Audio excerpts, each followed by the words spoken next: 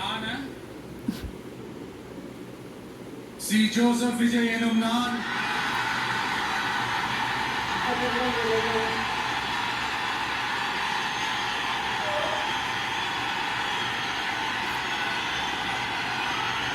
சட்டப்படி அமைக்கப்பெற்ற